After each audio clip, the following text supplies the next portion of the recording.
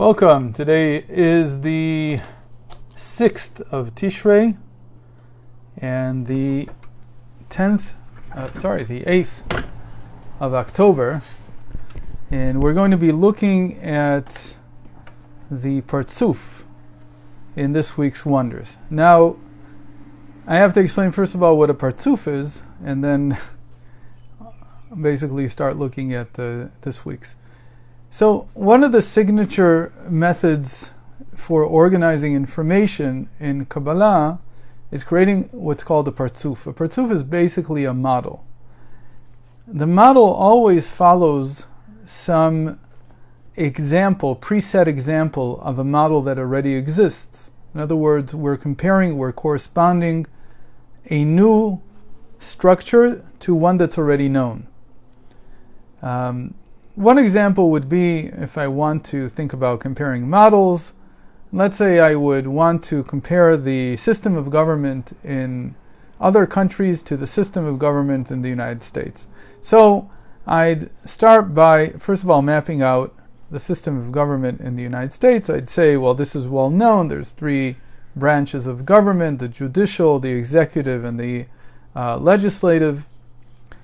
And the judicial has a Supreme Court, and then it has minor courts under it.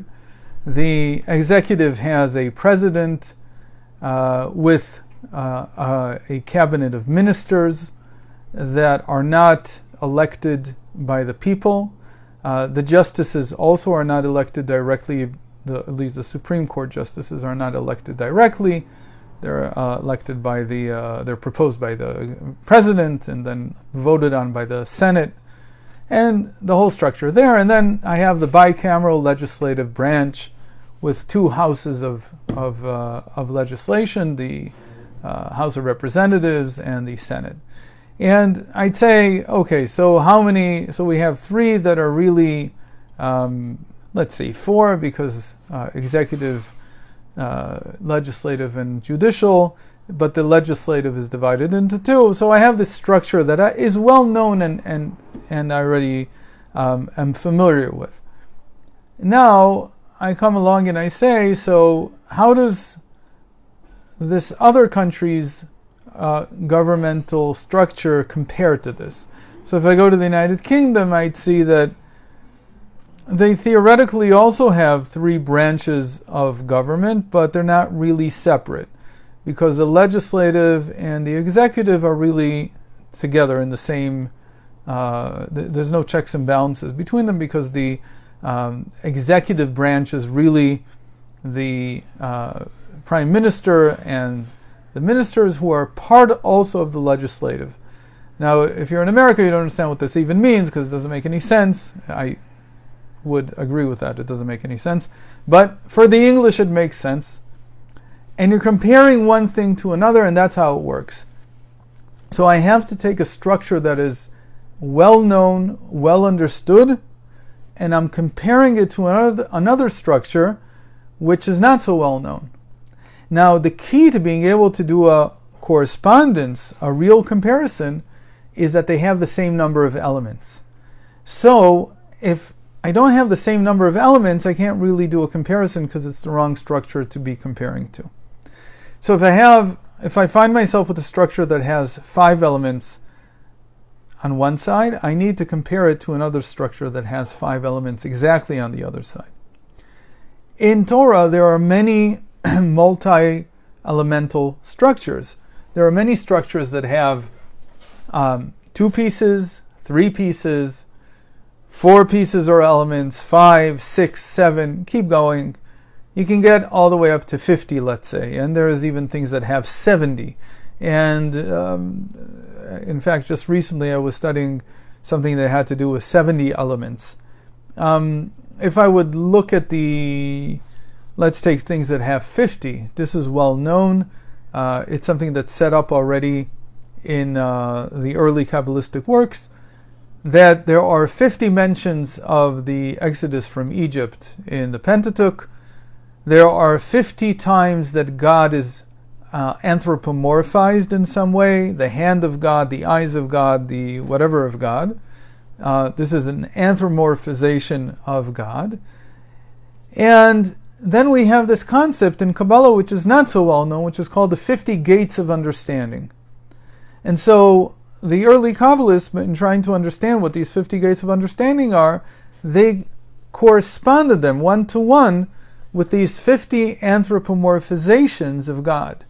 And then they started building the correspondence, explaining what each gate of understanding was. And if you understand what a gate of understanding is, then this makes a whole lot of sense, because you're trying to understand how the human mind grasps something that is abstract. And there's nothing more abstract than God himself. And so if I have an anthropomorphization in the Bible, in the Pentateuch, that is the Torah helping me with my mind to grasp this abstract concept called God. Because obviously God doesn't have a hand, he doesn't have eyes, and so on. There's no corporeal aspects to him. So by describing some aspect like that of God, the Torah is helping me grasp it. And so it makes sense that 50 gates of understanding would correspond to the 50 anthropomorphizations of God in the Pentateuch. Then you would ask another question, which is, why does it correspond to the 50 times the Exodus from Egypt is mentioned? And they come up with certain answers to this, and it's not our subject right now. Now, this week's model that we're going to be looking at has 4 elements.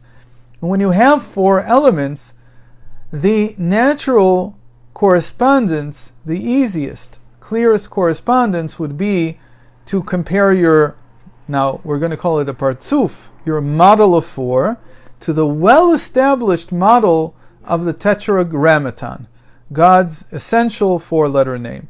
And so the 4 elements that I'm studying are now going to be compared on a one-to-one correspondence with the 4 letters of God's essential name, Yud Kei Vav Kei. And so we're going to basically correspond them one-to-one.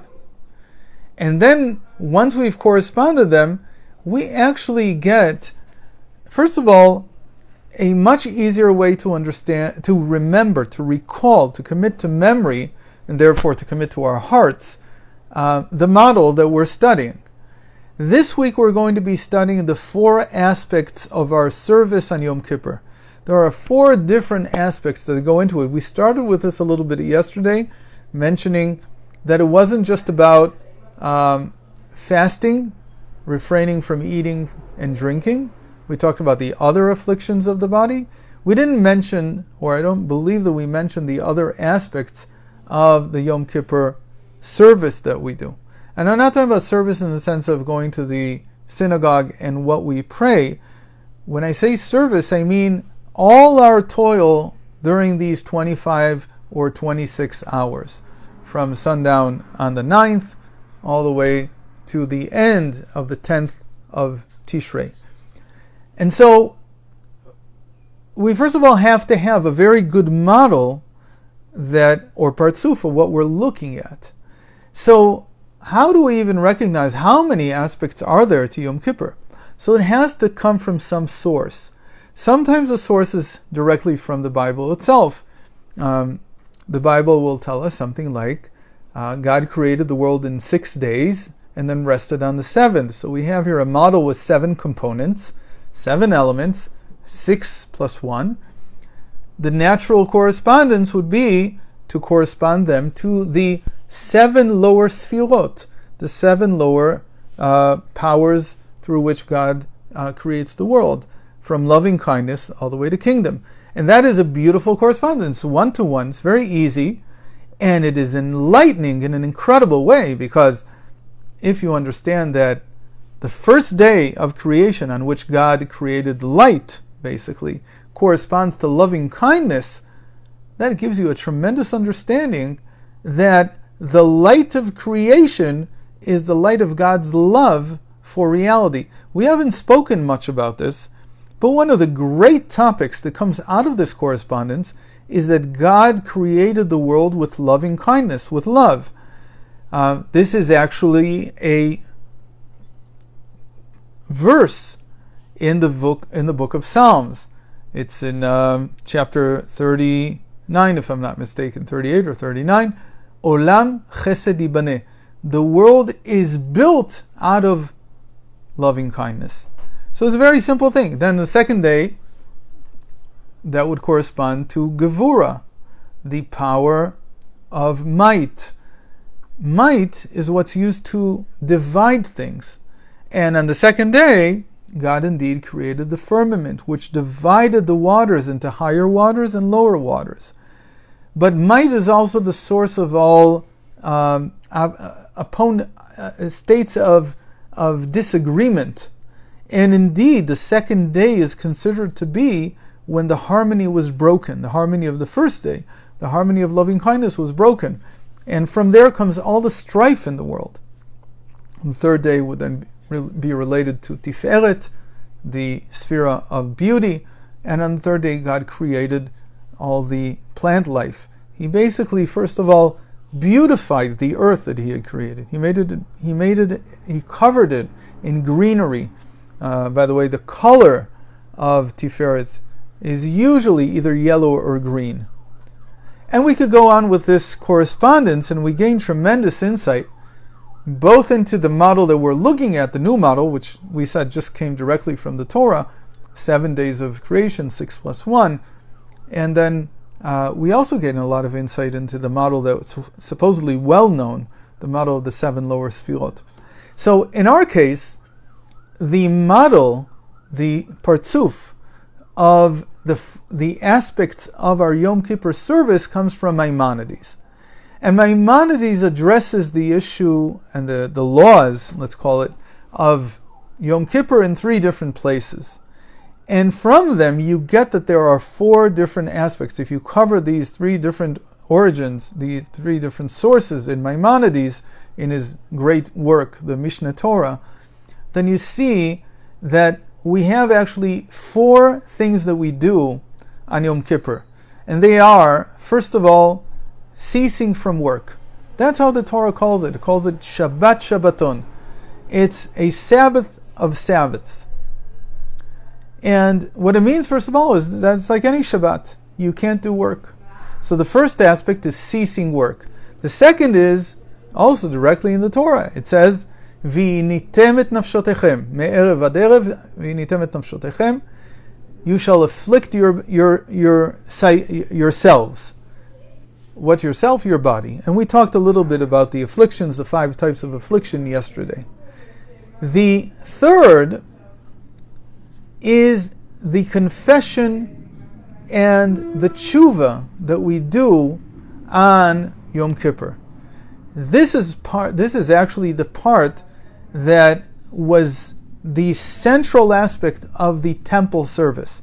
The most important part of the temple service was when the high priest placed his hands on his 3 sacrifices, one of which was communal to him and all the priests, and the third which was communal to him and the entire people.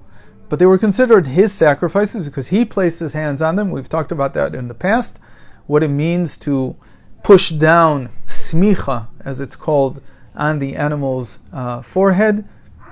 And he would confess the sins of the entire people, and this is how they were forgiven. This is how the atonement was given, through this confession. Nothing more than this is needed. Since we don't have the temple today, our confession is during our prayer. We do it in a personal, communal way together.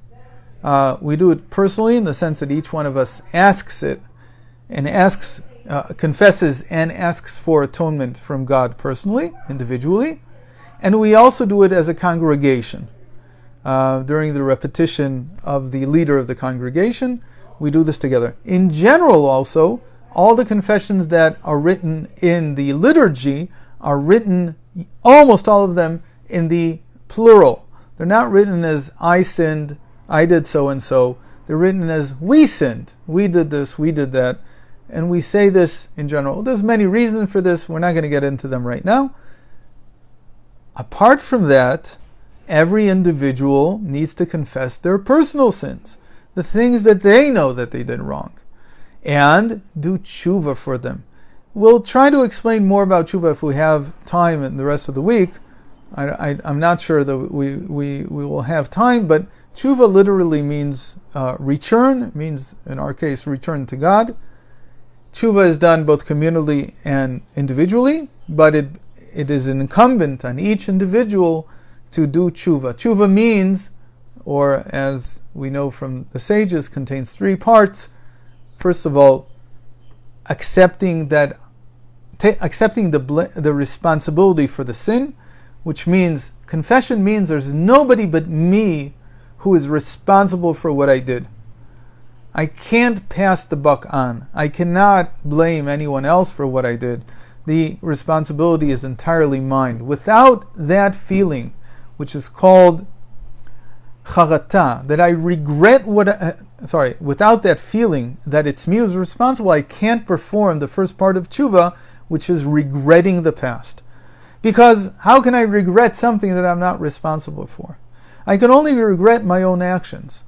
I can be sorry about my circumstances, but I can't regret them. They're not something that was in my power. What was in my power is what I did wrong.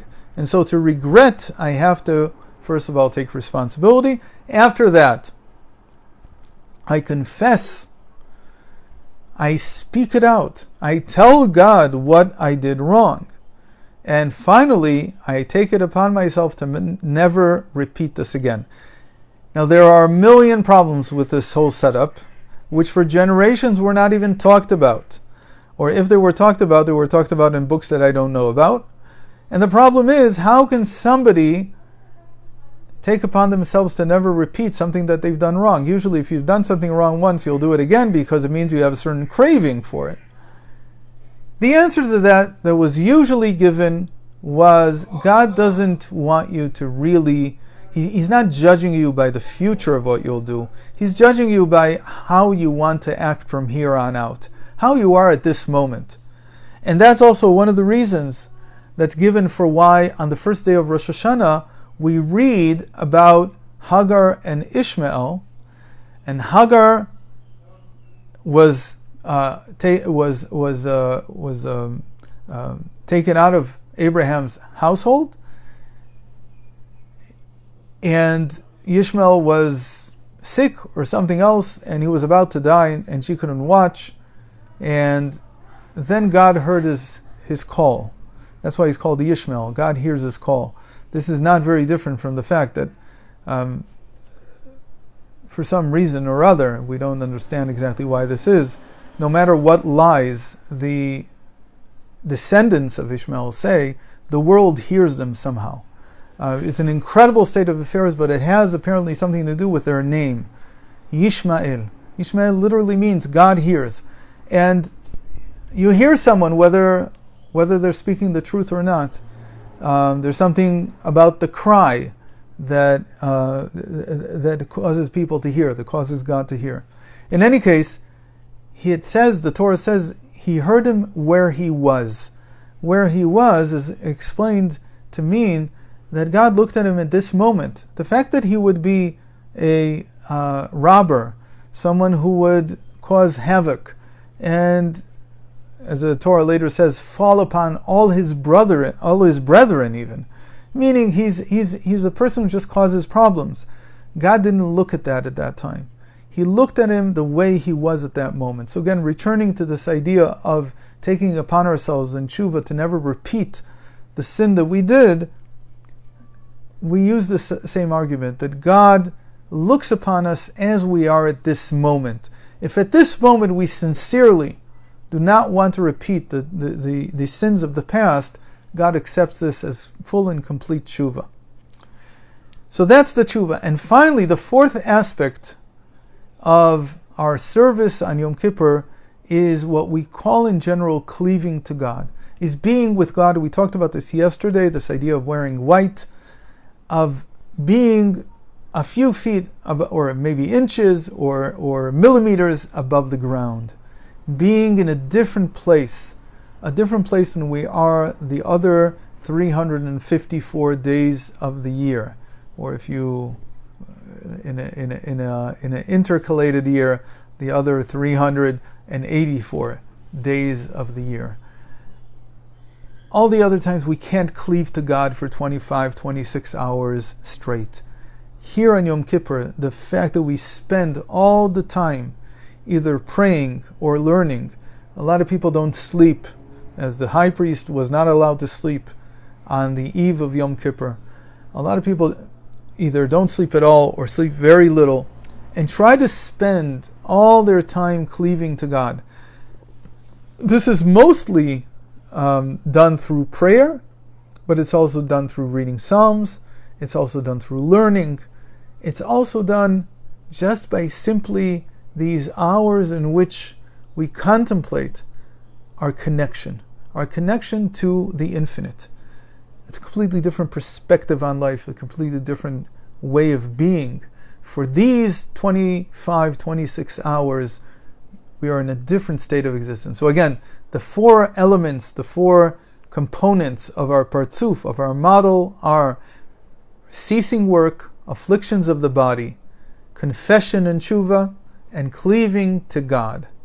And God willing, tomorrow we'll begin to look at how we correspond this to the four parts, the four letters of God's essential name, the Tetragrammaton, Yud Kei Vav Kei. Thanks for joining. Hope to see you again.